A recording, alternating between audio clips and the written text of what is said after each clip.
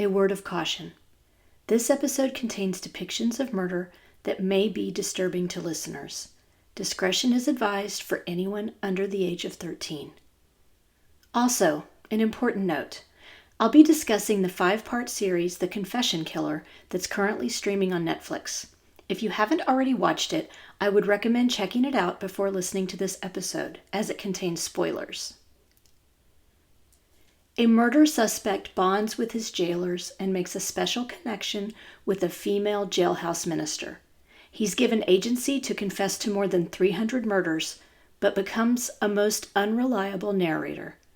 A seasoned journalist who's written a book about notorious serial killer Ted Bundy conducts hours and hours of interviews with the suspect and begins to question everything about what he is saying. A district attorney goes against a respected law enforcement agency and finds his life and career in jeopardy. This sounds like a fictional film, right? But no. Think more along the lines of Aaron Brockovich or Dark Waters. The storylines I mentioned above can be found in the Netflix documentary The Confession Killer, which profiles professed serial killer Henry Lee Lucas, and it has more twists and turns than you can imagine, including ties to the Carolinas. There is much to love about North and South Carolina, but the two states have also had their fair share of violent and senseless crimes over the years. From murders on the Blue Ridge Parkway, in the heart of big cities or sleepy college towns, and along the coastal waters, some of these stories may be new to you. Some may have happened in your town. Some may involve people that are still missing to this day. But all will leave you remembering to always be vigilant about the people you meet and the places you go. I'm Renee Roberson. Please join me for Missing in the Carolinas. Episode 46. A review of Netflix's documentary, The Confession Killer. I first came across the name Henry Lee Lucas a few years ago when I was researching a few of the early episodes for this podcast. Some old newspaper articles mentioned that he was being questioned for a slew of unsolved cases in the Carolinas involving missing and murdered people. I finally got around to watching The Confession Killer, which features the story of how Lucas duped an entire team of investigators in both Texas and scores of other U.S. states. I was actually living in the part of Texas where Henry spent a great deal of time in the Georgetown jail while this took place. I've also written about some of these North and South Carolina crimes he allegedly confessed to. Here's a little backstory on Henry Lee Lucas, which is mostly what the first episode of The Confession Killer covers. He was born to an impoverished family in 1936 in Blacksburg, Virginia. His father was a double amputee, and his mother worked as a prostitute to help support their family. Both parents are reported to have been violent alcoholics. When he was in 5th grade, his brother stabbed Lucas in the eye, supposedly while they were playing, resulting in Lucas losing that eye and getting a glass one put in. In 1960, when he was 28, he was convicted of murdering his mother and sent to prison in Michigan. His father had died while Lucas was a teenager. Paroled in 1970, he was sent back to prison after the attempted abduction of a 15-year-old girl. He was released again in 1975 and was married for a brief time before the woman accused Lucas of molesting her 2 daughters. A year later, he met a man named Otis Toole from Florida, and the two formed an unusual bond as they traveled together, often working odd jobs to support themselves. It was through Otis that Lucas met his niece, 15-year-old Frida Lorraine Powell, also known as Becky. Lucas and Becky ended up in Texas. He later claimed Becky had been his common-law wife, but he admitted that on August 24, 1982, he stabbed her with a butcher knife after they got into an argument. After he disposed of her body, he then murdered 82-year-old Kate Rich, a woman with whom he and Becky had been staying with in Denton, Texas. When Kate Rich went missing, a family member called the police and said they were worried and suspected a man named Henry Lee Lucas that had been living with her might be involved. Police realized 15-year-old Becky Powell was also missing. Investigators picked Lucas up for questioning. He mentioned he had a warrant out on him in Michigan for violating his probation. They put him in jail for that, and he ended up confessing to the murders of Kate Rich and Becky Powell. He took the officers to the gruesome remains of both Kate and Becky. He had dismembered Becky and attempted to burn the body of Kate. But at the arraignment for Kate's murder, Lucas said to the presiding judge, "Well, what are we going to do about these other 100 people I killed?" At that point, Lucas started claiming he had victims all across the country. Law enforcement officers in other states began calling Texas to inquire about other victims. Media outlets flocked to Georgetown. "It was a circus that would not leave town," said retired Texas Ranger Phil Ryan, who was interviewed in The Confession Killer. The Texas Rangers, which is a criminal investigative branch of the Texas Department of Public Safety, formed a special task force to help coordinate meetings between Henry Lee Lucas and detectives from more than 40 other states. One of the Texas Rangers, Bob Prince, said in the documentary that more than 1,000 officers visited Lucas in Texas to inquire about unsolved murders in their states.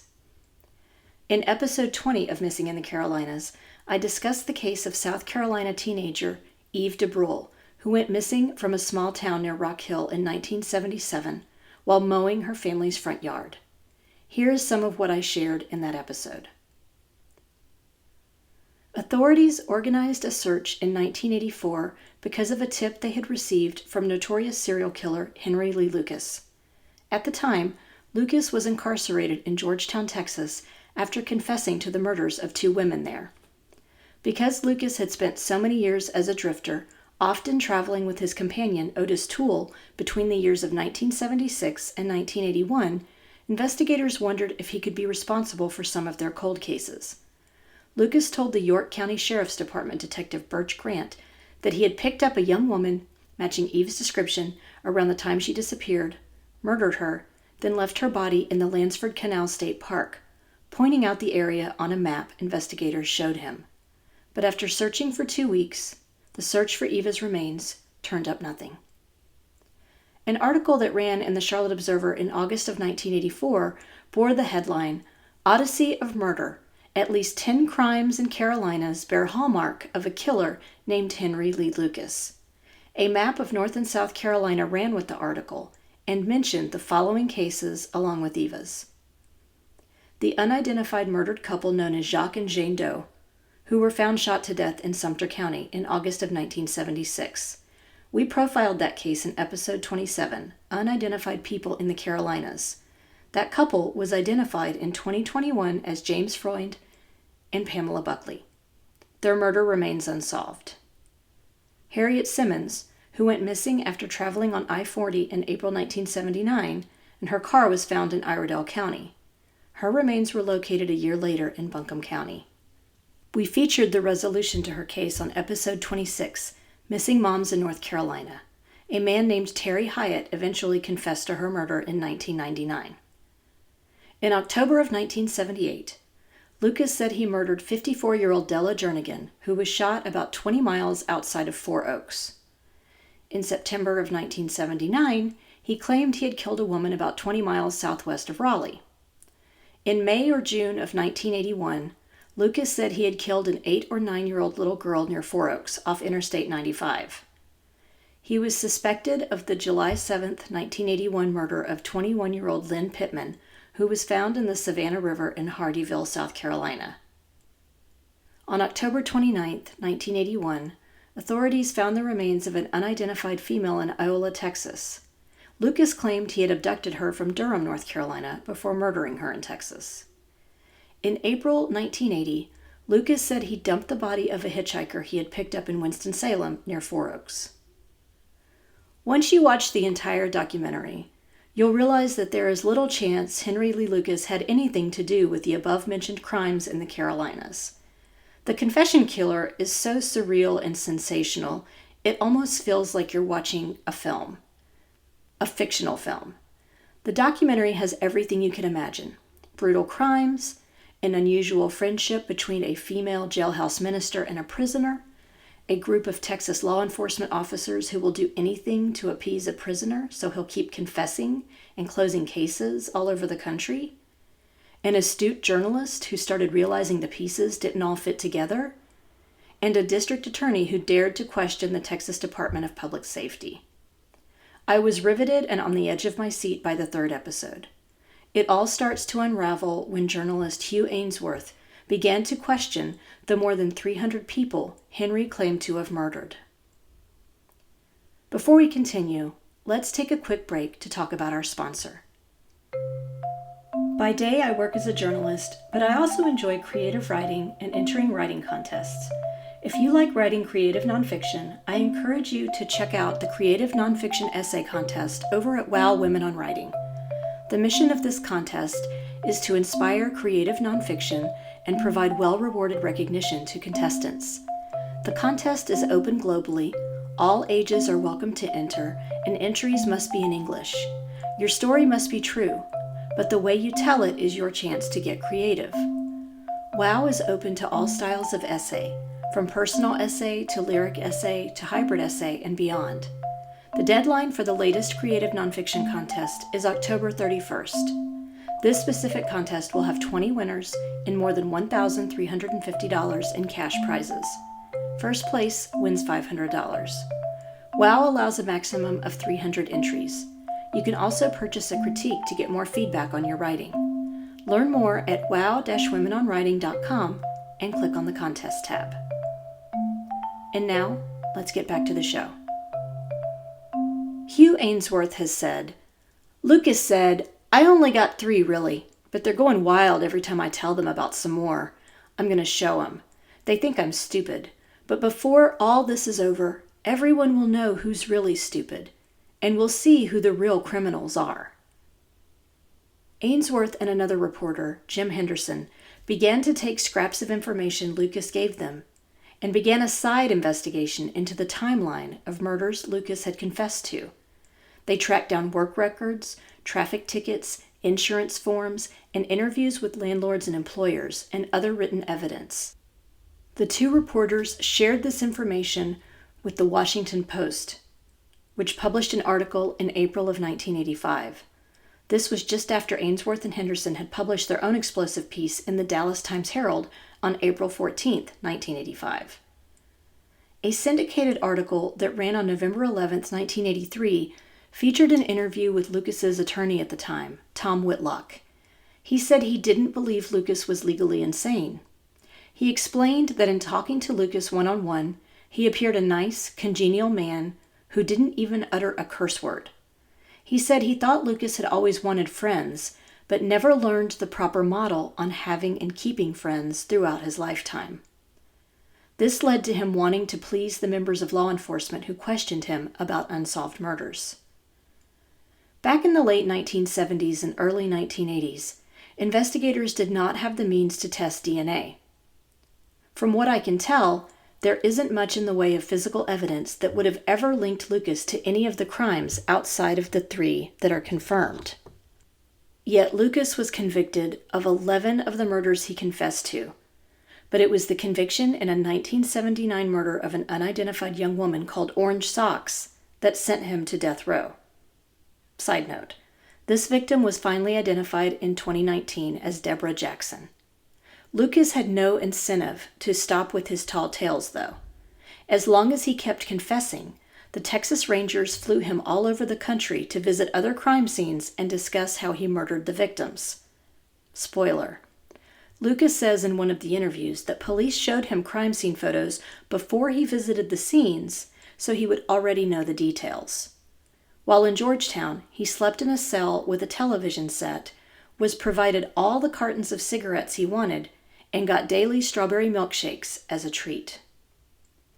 Citing a lack of evidence connecting Lucas to the murder, apart from his confession, which he later recanted, then Governor George W. Bush commuted his death sentence in 1998, marking the first and only time Bush did so as governor. Lucas spent the rest of his life in prison and died in 2001 of a heart attack. The Texas Department of Public Safety maintains their belief they conducted themselves in a professional manner while coordinating and operating the task force. The documentary presents their side with interviews. Robert Kenner, who produced the documentary Food Inc., and Australian filmmaker Taki Oldham put together the confession killer using hours and hours of archived footage of Lucas, including recordings of his jailhouse confessions. What attracted Oldham to the project was his realization that so many of these cases that were attributed to Lucas remain closed, and that's an injustice to the victims and their families.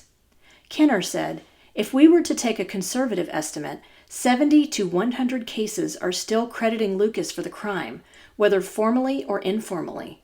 Probably 160 or 170 were never reinvestigated, which is an incredible number." In 2021, a case long linked to Henry Lee Lucas, the 1983 murder of Laura Purchase, was solved through DNA testing. Authorities arrested 75-year-old Kansas City resident Thomas Elvin Darnell of the murder. There are other cases that have been solved, profiled in the final episode of The Confession Killer.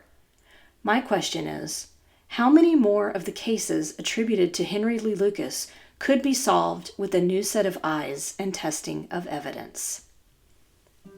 This brings us to the conclusion of Missing in the Carolinas. If you enjoyed this episode, please do me a favor and give it a 5-star rating wherever you listen to your podcasts. We're also now on Instagram, Facebook, and YouTube, so please like our pages and get started on a discussion of the missing people profiled on the show. Do you know of a missing persons case in North or South Carolina that you think should be covered? Email me at missinginthecarolinas@gmail.com with any details you can share. And don't forget to check out our sponsor, Wow Women on Writing, and the great programs and writing contests they have there at wow-womenonwriting.com. Cover art for this podcast was designed by Macintosh Multimedia. All episodes are researched and written by me, Renee Roberson, with sound editing provided by Daniel Roberson. Thanks so much for listening.